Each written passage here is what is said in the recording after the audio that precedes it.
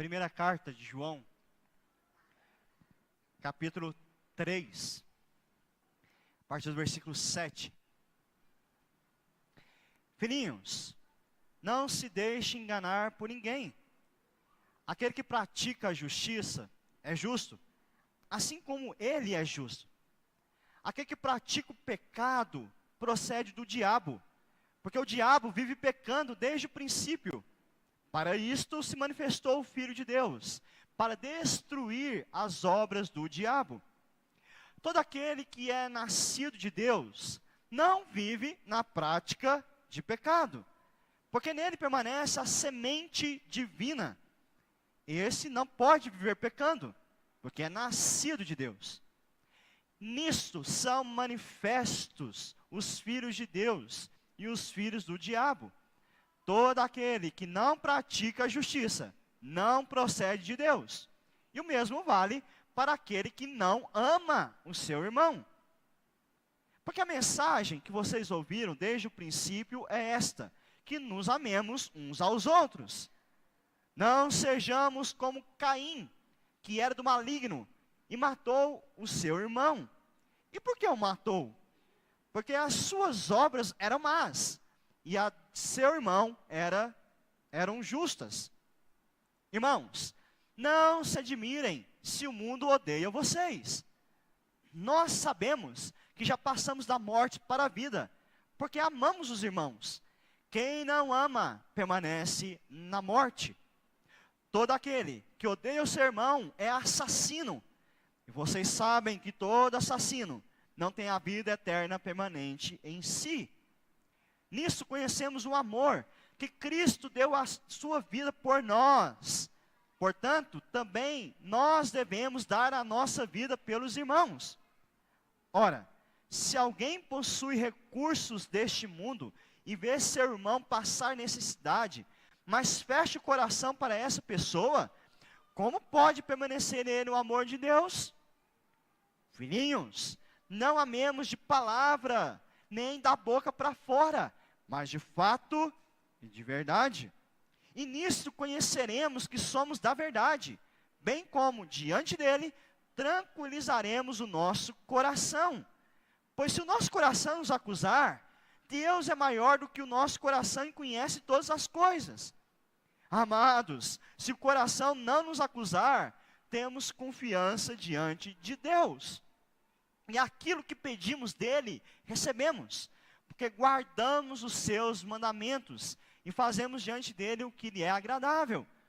E o seu mandamento é este: que creiamos no nome de seu Filho Jesus Cristo e nos amemos uns aos outros, segundo o mandamento que nos ordenou.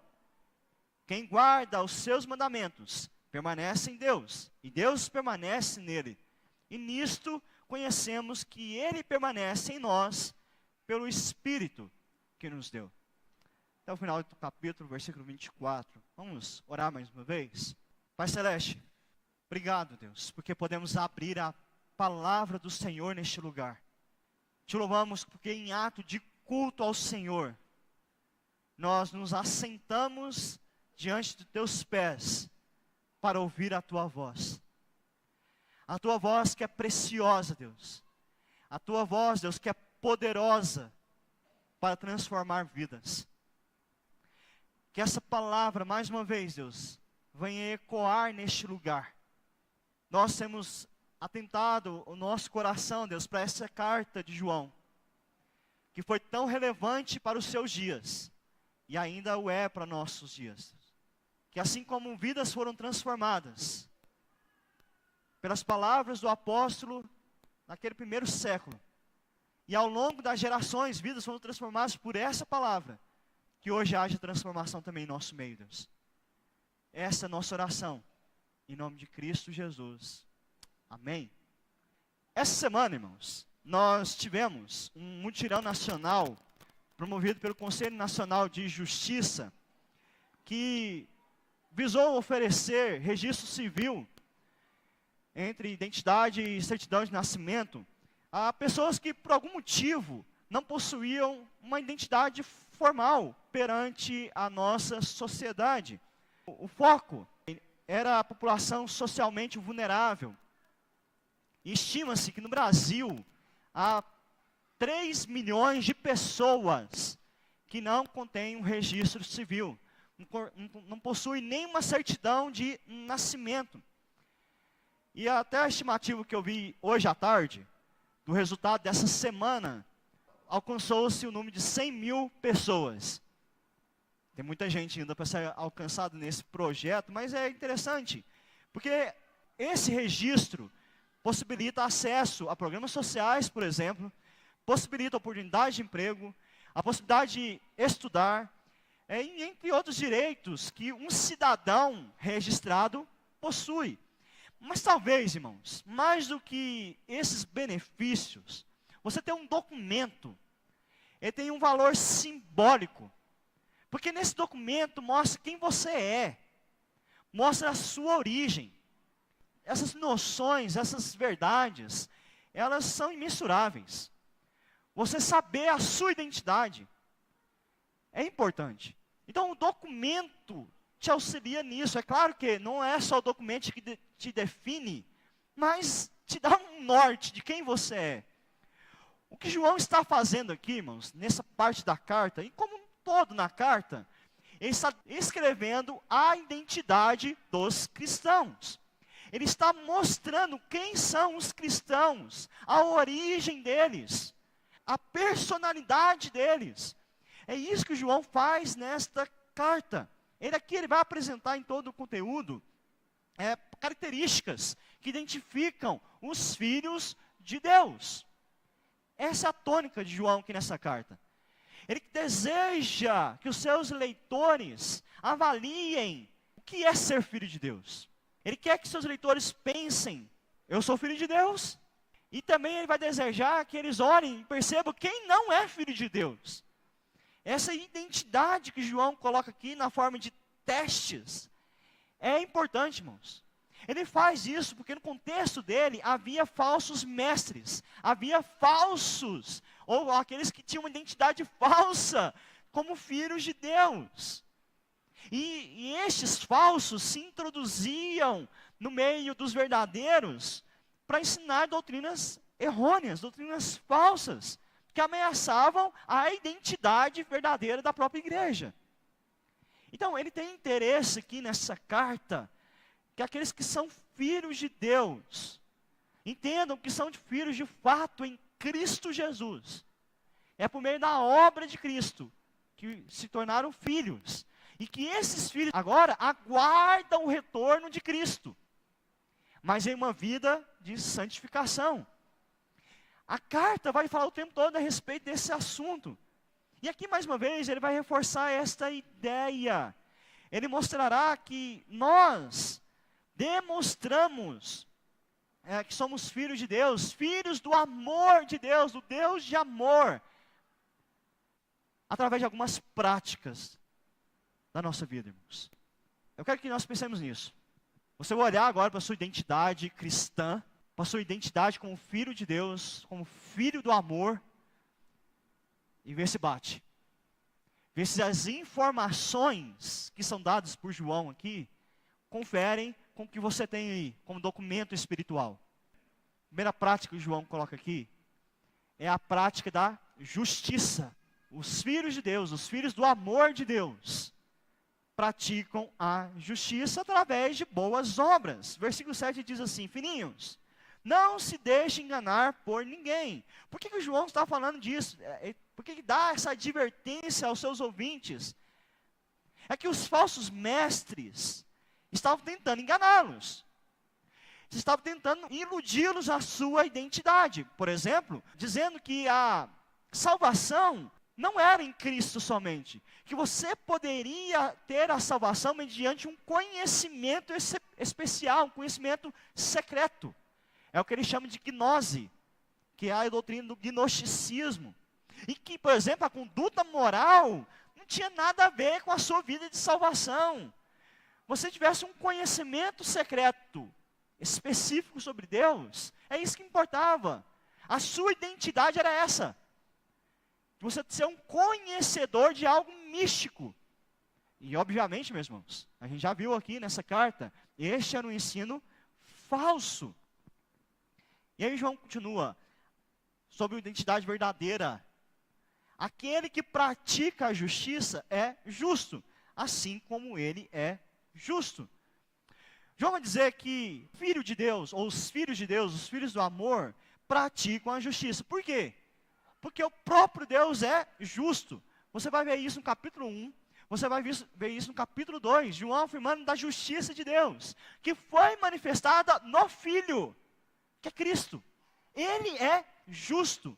Então, João está dizendo, o que nos torna filhos e capazes de praticar a justiça, é porque o Filho de Deus, que é justo, já manifestou essa justiça, e foi imputada a nós, dada a nós, a justiça de Cristo Jesus. Por isso que, diante de Deus, em Cristo, nós somos considerados justos. E uma vez em Cristo, considerados justos, nós vamos viver na justiça. Nós seremos capazes, irmãos, de vivermos em obediência ao Senhor, praticando boas obras. Essa é a nossa vida.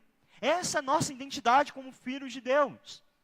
De nos importarmos em corresponder à justiça que nos foi dada. Em levar a nossa vida de tal maneira que eu olho para a justiça de Cristo, que não pecou, e tento imitá-lo. Nos dias de João, isso não estava sendo ensinado para esses falsos mestres. Eles falavam assim, vocês estão olhando para Jesus justo? Não precisa não. Não precisa viver a justiça dele não. Basta conhecer outras coisas a respeito dele. E desviavam o foco da justiça. O que João fala aqui, irmãos, é que você, como filho de Deus, você atenta para essa justiça. Você tem um desejo sincero no seu coração em manter a lei de Deus, em obedecer à lei de Deus. Eu tenho prazer em obedecer ao Senhor. Porque, olha o que João diz, versículo 8. Aquele que pratica o pecado, aquele que não se importa com a vida de justiça, aquele que não se importa em obras corretas diante de Deus, aquele que se entrega ao pecado, o que João fala? Procede do diabo. Ou seja, é filho do diabo. Se nós não nos importamos, irmãos, em ter uma vida reta, justa, santa diante de Deus, é porque nós queremos satisfazer a vontade de Satanás. Porque o diabo, ele vive pecando desde o princípio. Quando ele usa a palavra diabo aqui, raramente João usa essa expressão. Ele usa mais maligno, que ele vai usar aqui no texto. Mas a ideia de diabo, a palavra diabo significa caluniador, mentiroso. Aquele que é apto para pecar. E é isso que o diabo sabe fazer, é pecar, ofender a justiça de Deus. Ele tem feito isso desde quando ele caiu da sua santidade diante do Senhor. E aí, a partir de então, ele sempre peca. E tenta levar os filhos de Deus a pecar também. Foi o que aconteceu no Éden. Aquele que já pecava, seduziu a mulher e o homem ao pecado. Porque essa é a obra dele. Essa é a obra de Satanás, pecar. A obra de Satanás é a obra de injustiça diante do Senhor. E uma vez, irmãos, que nós não nos atentamos para a justiça de Deus, e queremos fazer a nossa própria justiça, conduzir a vida do nosso jeito, é Jesus que disse aqui, lá em João 8,44, vocês são do diabo, que é o pai de vocês, e querem satisfazer os desejos dele. Ele foi assassino desde o princípio e jamais se firmou na verdade, porque nele não há verdade. Quando ele profere mentira, fala do que ele é próprio, porque é mentiroso e pai da mentira. O diabo tem essa obra, de mentir, de enganar, de não praticar a justiça. E todos nós, irmãos, estávamos fazendo a vontade do diabo. Todos nós nascemos nessa categoria, como filhos do diabo. Porque por natureza, nós desobedecemos a Deus. Por natureza, nós pecamos. E aí João vai nos mostrar por que a gente não continua assim. ele vai dizer, para isso se manifestou o Filho de Deus, para destruir as obras do diabo. É por causa de Cristo, que destruiu a obra do diabo na sua vida, que te levava a pecar. E abre um parênteses aqui, você não pega, não é só por causa do diabo, tá, irmãos? Não vai colocar a culpa tudo nele, não. Ele te induz, ele é o tentador, mas o pecado está em você. Mas, uma vez nós estávamos olhando só para ele, nós continuaríamos a pecar. Mas Cristo vem e quebra isso. Agora, nós podemos olhar para Cristo e viver a justiça de Cristo Jesus. Não precisamos mais olhar para o diabo e a vontade dele. É por isso que João vai dizer que quem vive a justiça de Deus, ele não vive pecando, como o diabo vive pecando. Versículo 9. Todo aquele que é nascido de Deus não vive na prática do pecado, porque nele permanece a semente divina. Esse não pode viver pecando porque é nascido de Deus. Então aqueles que são alcançados por Cristo e por sua obra de destruição do pecado se tornam filhos de Deus. E como resultado, não vivem mais pecando como antes. Nós temos um tempo no culto de confissão de pecados, porque nós ainda pecamos, ainda erramos. Todavia, nós não somos mais cativos a esse erro, nós não temos a vida o tempo todo de pecado, irmãos. Porque nós nos arrependemos dos nossos pecados, como filhos de Deus. Isso acontece, como João coloca aqui, porque nós possuímos a semente divina.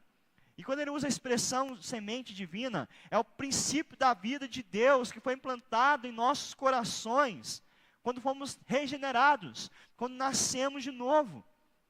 O apóstolo Pedro, ele fala, na primeira carta, capítulo 1, versículo 23, assim: porque vocês foram regenerados, não de semente corruptível, mas de semente incorruptível, mediante a palavra de Deus, a qual vive e é permanente em vocês. Então, por causa da vida, nova vida que o Senhor nos deu hoje, em Cristo, nós conseguimos viver sem ficar pecando. Nós somos capacitados, meus irmãos, por essa semente divina. A palavra semente, usada aqui, ela é a mesma para sêmen, da reprodução humana. No sêmen, nós sabemos que há ali a carga genética para o filho. E é essa ideia das características do pai que são passadas para o filho aqui. Então, nosso Pai Celestial passa a característica dele a nós, que somos filhos, a sua característica de justiça, a sua característica de santidade. Nós herdamos essa parte da natureza divina de Deus. Não nos tornamos deuses, ou semideuses, mas nós somos capacitados sim, a vivermos em santidade. Puxa vida, irmãos, se isso não fosse possível, jamais Deus diria: sede santos, como eu sou santo. E aí, nesse aspecto, irmãos, aquele ditado é verdadeiro: filho de peixe, peixinho é. Se nós somos filhos de Deus, que é santo, vou colocar essa expressão, mas irmãos entendam, santinhos nós somos, no bom sentido do termo, santinhos nós somos. E porque nós temos essa vida em nós, regenerada, Deus nos dá o poder para não vivermos mais em pecado. E aqui o apóstolo sobe o tom, meus irmãos. Você não precisa viver mais no pecado. Porque o seu coração hoje é habitado pelo Espírito de Deus, que vai falar isso lá no final do capítulo. E você consegue ter uma vida justa diante do Senhor. Mas, irmãos, a vida cristã é uma constante luta contra o pecado. É uma constante luta. Por isso não brinque com o pecado. Você como filho de Deus, que pratica a justiça, não brinque com o pecado. E aí ele conclui essa parte no versículo 10, nisso são manifestos os filhos de Deus e os filhos do diabo. Todo aquele que não pratica a justiça, não procede de Deus, é filho do diabo. E o mesmo vale para quem não ama o seu irmão. E aqui, João, ele vai começar a adentrar na outra parte, no outro teste. Porque é válido. Porque ele vai falar está falando sobre justiça, sobre boas obras. Aqueles que são filhos de Deus praticam a justiça. Mas aí no final, aqui ele fala, mesmo vale para aquele que não ama o seu irmão. Aquele que não ama o seu irmão é filho do diabo. Aquele que ama é filho de Deus. Porque ele está praticando obra de justiça ao amar. Sabe por quê, irmãos? Porque este princípio do amor, ele resume a lei de Deus. Paulo diz isso, Romanos 13, 9. Pois estes mandamentos, não cometa adultério, não mate, não furte, não cobice, e qualquer outro mandamento que houver, todos se resumem nessa palavra: ame o seu próximo. Então eu não posso querer ter uma vida de justiça se eu não tenho uma vida de amor. Que esse é a segunda prática que João coloca aqui. É a prática do amor. Se você é um filho de Deus, um filho do amor, o amor vai ser prático na sua vida. João vai recordar que a prática do amor não é algo inovador. Não é algo inventado recentemente. Olha o versículo 11. Porque a mensagem que vocês ouviram desde o princípio é esta: que nos amemos uns aos outros. Quando ele fala desde o princípio, ele está se referindo à mensagem dos apóstolos. Porque os apóstolos anunciavam isso: amem uns aos outros. Mas na verdade, eles estavam refletindo o que Jesus tinha falado: amem uns aos outros. E se a gente voltar mais, o próprio Jesus estava repetindo a lei de Deus. Lá em Levítico, capítulo 19, versículo 18, diz assim: não procure vingança, nem guarde ira contra os filhos do seu povo, mas ame o seu próximo. Irmãos, isso é importante aqui no texto. Porque nos dias de João, os falsos mestres estavam apresentando algo novo, algo inovador, algo diferente. E as pessoas estavam curiosas com isso. Nossa, eu quero conhecer algo diferente. E João vem aqui para quebrar isso. Ser filho de Deus não é buscar algo diferente, é buscar algo que já é dado pelo próprio Deus há muito tempo, que é a prática do amor. E aí então o conteúdo que João coloca aqui, prático para o cristão, para o filho de Deus, é justamente o dever de amar uns aos outros. Para argumentar aqui, João ele vai utilizar-se de dois parâmetros. Ele vai usar um parâmetro de falta de amor, que é Caim, e vai usar o outro parâmetro da prática do amor, que é o próprio Cristo. Vejamos como é que ele faz aqui. Primeiro, o parâmetro da falta de amor. Versículo 12. Não sejamos como Caim, que era do maligno e matou o seu irmão. E por que matou? Porque as suas obras eram más e a de seu irmão eram justas. O que Caim demonstrou para com seu irmão Abel, meus irmãos, foi tudo menos amor. Faltou amor. E quando faltou o amor de Caim para com Abel, isso despertou no seu coração o ódio. Um ódio assassino. E este que não teve amor, que é Caim, é identificado como um filho do maligno, filho do diabo, porque ele não praticou amor. O que nós podemos ver aqui, meus irmãos, que o João está tentando mostrar, é que aqueles que não vivem o amor, que desprezam o amor ao próximo, são iguais a Caim. Porque no contexto dele, os falsos mestres estavam ensinando: você não precisa se relacionar com ninguém de forma amorosa. Não se preocupe com os irmãos. Viva a sua vida. Se preocupe com você. E quando nós ouvimos isso, irmãos, se preocupe com você, isso não é amor. Já ouviu aquela expressão assim? Antes de amar o outro, primeiro ame a você mesmo. Já ouviu isso? Isso não é bíblico. Porque eu tenho que amar o outro. E se eu amo o outro, consequentemente, eu já tenho um amor para a minha vida. Não é eu me amar, nossa, eu vou me amar primeiro, depois vou amar o próximo. Se der tempo, se sobrar amor. Esses dias eu ouvi uma coisa que eu não acreditei, irmãos. A pessoa que ela casou-se consigo mesma. Vocês chegaram a ver isso? Ela foi no cartório nesses países aí, no Brasil não. Ela se amava tanto, que ela pensou assim, nunca vou amar ninguém igual eu me amo. João está querendo combater isso. Você não deve pensar na sua vida por você mesmo, que foi o que Caim fez. Caim olhou para o seu irmão e não amou Abel. Ele amou a si mesmo. E João dá a interpretação, por que Caim matou Abel? Porque ele viu que Abel, ele tinha a prática da justiça. Ele viu em Abel que ele era filho de Deus. E ele não. E porque ele passou a amar só a si, ele desprezou o irmão e cometeu assassinato. Abel era um homem de fé, justo. Você vai ver isso lá em Hebreus, falando sobre Abel. E Deus se agradou dele. Caim, por sua vez, não era nascido de Deus. E as suas ofertas, o seu culto a Deus era uma mera formalidade. Porque os dois foram cultuar a Deus.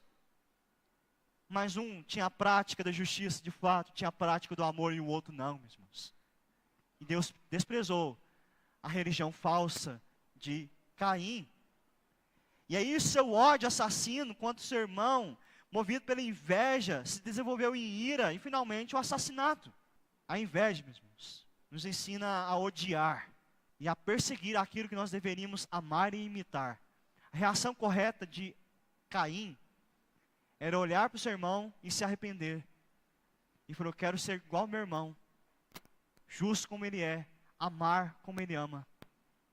Mas Caim preferiu amar a si mesmo. Ele preferiu odiar. Jesus falando que o ódio é a mesma coisa que assassinato, não tem diferença nenhuma. Por isso o alerta de João aqui, irmãos. Não sejamos como Caim. Mas interessante que essa figura de Caim, que odeia o seu irmão, João estende um pouquinho para nós. Ele vai dizer o seguinte, versículo 13. Irmãos, não se admirem se o mundo odeia vocês também. Assim como Abel foi odiado por Caim, nós seremos odiados pelos que não são filhos de Deus, por aqueles que conservam só o ódio, que não praticam o amor. Há um livro interessante para os irmãos lerem, que é a Era dos Mártires. E dentro dos relatos que há lá, há alguns autos de processos de cristãos que foram julgados por serem cristãos e porque não negaram a fé em Cristo, foram mortos. E lá, nesses autos, há alguns questionamentos assim: por que vocês nos odeiam? Por que vocês querem nos matar? Nós vivemos de modo casto, pacatos, disciplinados, não fazemos nada de especial, ajudamos os pobres e enfermos, oramos pelos governantes. E por que vocês nos entregam à morte cruel? E João está respondendo aqui, por causa que não são filhos de Deus. E eles odeiam aqueles que são filhos de Deus. O mundo, irmãos, é a posteridade de Caim. Por isso João coloca aqui, não estranhem isso. E aí vai retomar o teste do amor aqui, versículo 14. Nós sabemos que já passamos da morte para a vida, porque amamos os irmãos. Quem não ama, permanece na morte. Todo aquele que odeia o seu irmão é assassino. Vocês sabem que todo assassino não tem vida eterna permanente em si. Aquele que não ama, se coloca na mesma condição de Caim. Assassino. Pastor, mas eu não tenho ódio pelos meus irmãos, eu só não amo eles. Esse é o ponto, irmãos. Esse é o ponto. Não existe meio termo. A gente usa às vezes o termo assim, eu não amo, eu gosto, não é? A gente fala isso. Mas biblicamente não existe esse meio termo. Ou você ama, ou você odeia. Ou você ama o seu irmão de fato, caso não, você odeia ele. E isso é obra de Satanás. Isso é obra do mundo. Mas aqueles que amam já sabem disso. porque tem a vida eterna em seu coração. E o amor aos irmãos é apenas uma evidência de que isso aconteceu já. A certeza da vida eterna, e não a morte eterna, como João coloca aqui. Aí, continuando, ele coloca o parâmetro, então, daquele que pratica o amor. Versículo 16. Nisso conhecemos o amor. Se ele deu o exemplo de ódio, ele vai dar o exemplo de amor. Que Cristo deu a sua vida por nós. Portanto, também nós devemos dar a nossa vida pelos irmãos. Nós, antes, irmãos, éramos reféns do juízo e merecíamos a morte. Por causa do nosso pecado, por causa da nossa injustiça. Mas Jesus, Ele se entregou por nós. Ele empenhou a sua alma por nós. E submeteu o seu juízo de Deus em nosso lugar. Entregando-se em nosso lugar por amor. E recebendo sobre si a morte de maldição que nós merecíamos. Esse é o parâmetro da prática do amor que nós temos. O próprio Cristo. O João, mais adiante nessa carta, capítulo 4, versículo 11, vai dizer: amados, se Deus nos amou de tal maneira, que maneira é essa?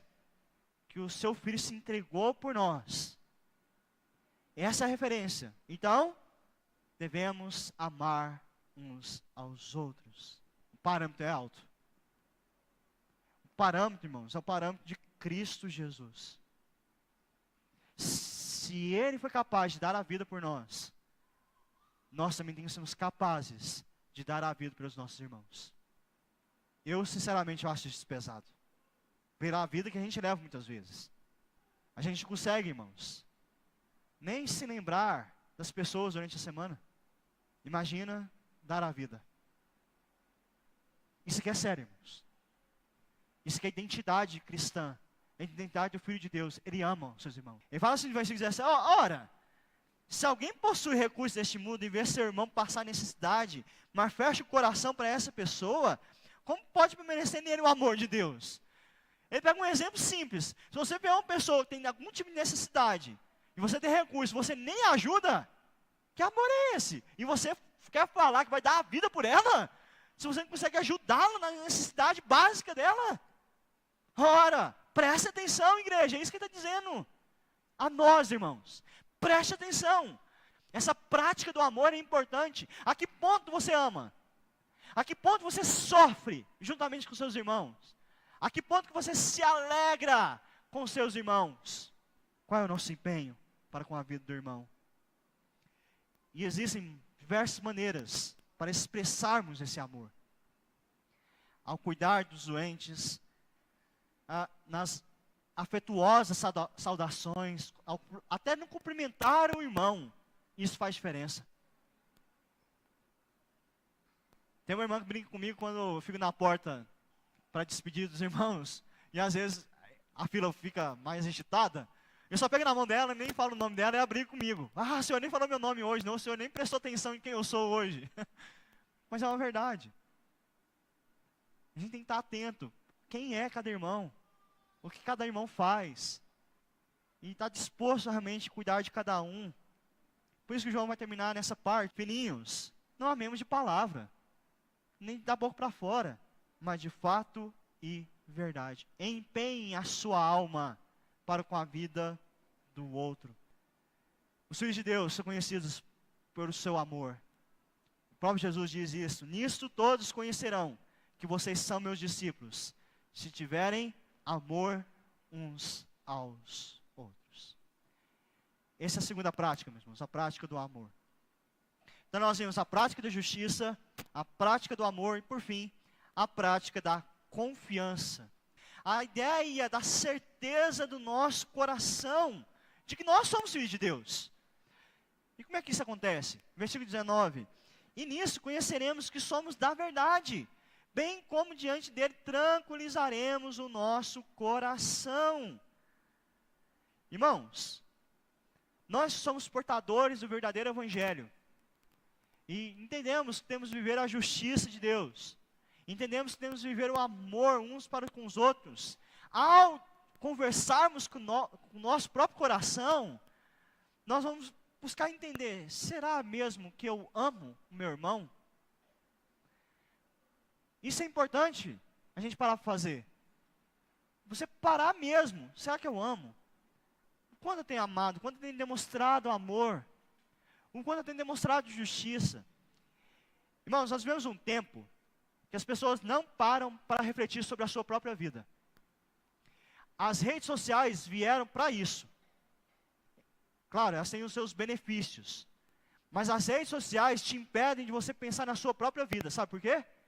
Porque as redes sociais fazem você pensar na vida de quem? Dos outros. Dos outros. Porque você vai ver a vida dos outros.